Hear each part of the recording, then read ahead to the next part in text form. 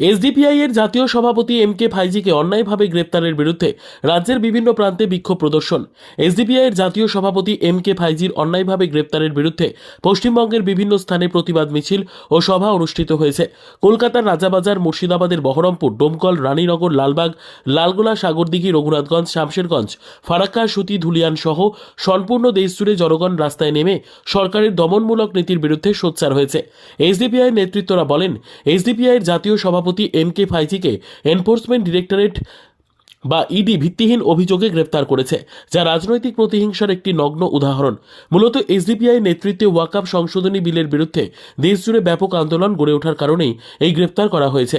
তিনি আরও বলেন, ওয়াকফ সংশোধনী বিল মুসলিমদের ধর্মীয় সম্পত্তির অধিকার কেড়ে নেওয়ার একটি ষড়যন্ত্র।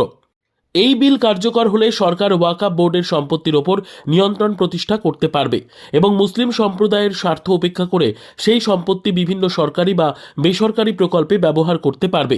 এসডিপিআই প্রথম থেকেই এই বিলের বিরুদ্ধে রাস্তায় নেমে লড়াই করছে এবং দেশব্যাপী ওয়াকফ সংরক্ষণ আন্দোলন সংগঠিত করেছে, যা কেরালা, তামিলনাড়ু, অন্ধ্রপ্রদেশ, পশ্চিমবঙ্গ, রাজস্থান সহ বিভিন্ন রাজ্যে ব্যাপক সাড়া ফেলেছে। এই আন্দোলন সরকারকে চাপে ফেলেছে, তাই দমনমূলক নীতি গ্রহণ করে আমাদের নেতাকে গ্রেফতার করা হয়েছে। মুর্শিদাবাদের শামশেরগঞ্জ ব্লকের পুরাতন ডাকবাংলা চারমাথা মোড় বিডিও অফিস গেটের সামনে অনুষ্ঠিত বিক্ষোভ প্রদর্শন। একাধিক বক্তারা বক্তব্যের মাধ্যমে বলেন, ওয়াকফ সম্পত্তি রক্ষা করা মুসলিম সম্প্রদায়ের সাংবিধানিক অধিকার, কিন্তু এই সরকার সেটি ছিনিয়ে নেওয়ার চেষ্টা করছে। এসডিপিআই নেতৃত্বে দেশজুড়ে ওয়াকফ সম্পত্তি রক্ষার আন্দোলন গড়ে উঠছে, তাই সরকার এই আন্দোলন দমন করতে চায়।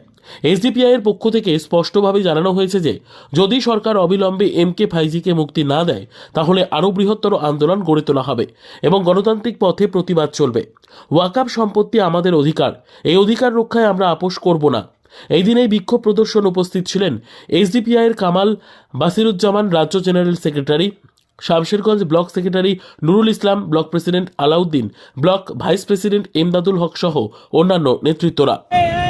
আজকে সারা ভারতবর্ষব্যাপী আমাদের national president M K Faizi সাহেবকে গত পরশুদিন রাত্রে ইডি এনফোর্সমেন্ট এজেন্সি অ্যারেস্ট করেছেন। এই অ্যারেস্টের বিরুদ্ধে প্রতিবাদে আজকে প্রতিবাদ সভা, পথসভা ছিল। মূলত কেন গ্রেপ্তার করে, কি ভাবছেন, এটা কি অনৈতিক না?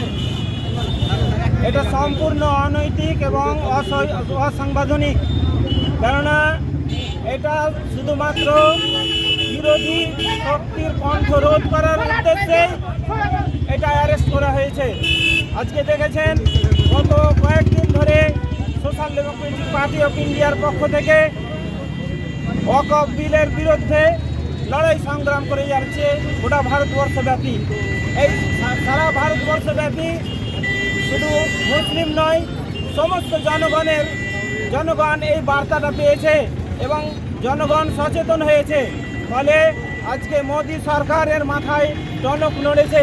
এই টনক নড়ার ফলে, তাদের মাথা ব্যথার ফলে আজকে আমাদের ন্যাশনাল প্রেসিডেন্ট এম কে ফাইজিকে অ্যারেস্ট করেছে।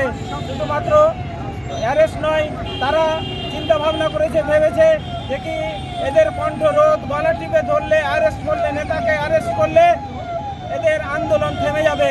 কিন্তু social Democratic party of India কোনো সময় এই আন্দোলন থামবে না। আরও জোরদার আন্দোলন শুরু হয়েছে এবং আগামীতে আরও জোরদার আন্দোলন চলবে। কি দাবি রাখছেন? নিঃশর্ত মুক্তি। আমরা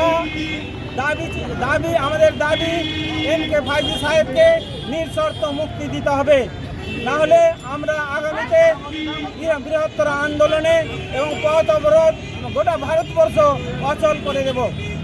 এটাই আমাদের বার্তা। আপনার নাম? আমি মোহাম্মদ কামাল বাসিরুজ্জামান, পশ্চিমবঙ্গ রাজ্য সাধারণ সম্পাদক এসডিপিআই।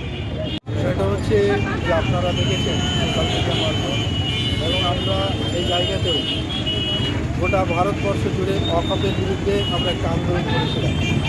যে ওয়াকফ ভারতবর্ষের মুসলমানদের সাংবিধানিক একটা অধিকার, এই অধিকারকে, এই সমস্ত সম্পত্তিকে বিজেপি, আরএসএস এদের আন্ডারে কুক্ষিগত করার জন্য তার একটা বিল পার্লামেন্টে নিয়ে আসার চেষ্টা করছে।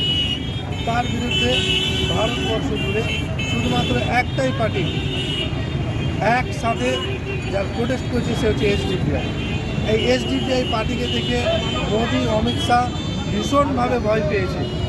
আমাদের এসডিপিআই পার্টির কথা হলো যে আন্দোলন করা, প্রতিবাদ করা একটা সাংবিধানিক অধিকার।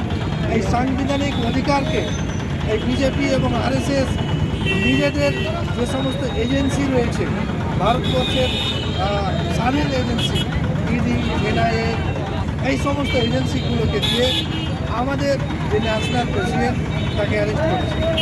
আমি নর্থ মুর্শিদাবাদের জেনারেল সেক্রেটারি হিসেবে বলতে চাই যে এই ভয়, মোদি এবং অমিত শাহের এই ভয় আমাদেরকে খুব ভালো লেগেছে। আমরা জেল থেকে কোনোদিন পালিয়ে যেতে চাইছি না। আমরা চাইছি এই ভারতবর্ষের বুকে যতদিন বিজেপি থাকবে, এই বিজেপির অন্যায়ের বিরুদ্ধে, বিজেপির কালা কানুনের বিরুদ্ধে এসডিপিআই লড়াই চালিয়ে যাবে। তাতে শুধুমাত্র এমকে ফাইজি কেন, ন্যাশনাল থেকে শুরু করে বুথ পর্যন্ত যদি সমস্ত নেতাকে অ্যারেস্ট করা হয়, তারপরেও আমাদের এই লড়াই, আমাদের এই আন্দোলন থামবে না। আমরা এই পথসভা থেকে মেসেজ দিতে চাইছি যে আমাদের যে ন্যাশনাল প্রেসিডেন্ট এমকে ফাইজি সাহেব, তিনি কোনোদিন চিফ মিনিস্টার ছিলেন না, কোনোদিন কোনো অর্থনৈতিক মিনিস্টার ছিলেন না, তারপরেও তাকে ইডি কেন অ্যারেস্ট করলো? কীভাবে বুঝতে পারলো যে এই এমকে ফাইজি সাহেবের কাছে কোটি কোটি টাকা রয়েছে? আসলে আমাদের ভারতবর্ষের বুকে বিজেপি মনে করেছে যে একমাত্র আমাদের বিরুদ্ধে যে লড়াই করছে, আমাদের বিরুদ্ধে বারবার যারা আন্দোলন করছে, সেটা হচ্ছে এসডিপিআই পার্টি। সুতরাং এসডিপিআই পার্টির প্রধানকে যদি অ্যারেস্ট করা হয় তাহলে তারা হয়তো চুপচাপ বসে যাবে, কিন্তু বিজেপি অমিত শাহ যদি এটাই যে ভেবে থাকে এটা সম্পূর্ণ ভুল ভাববে। আর একটা ইনফরমেশন দিয়ে রাখি আপনাদেরকে, সেটা হচ্ছে এসডিপিআই পার্টি একটা রেজিস্টার পার্টি, একটা রেজিস্টার রাজনৈতিক পার্টি। আমাদের ভারতবর্ষের বুকে পলিটিক্স করার অধিকার রয়েছে। সুতরাং ভারতবর্ষের বুকে যত এজেন্সি বিজেপি লাগাক না কেন, আমাদের এই পলিটিক্যাল আন্দোলনকে বিজেপি কোনোদিন দলায় ফেলতে পারবে না। আমি Mohammad Alauddin Sheikh, north Murshidabad general secretary.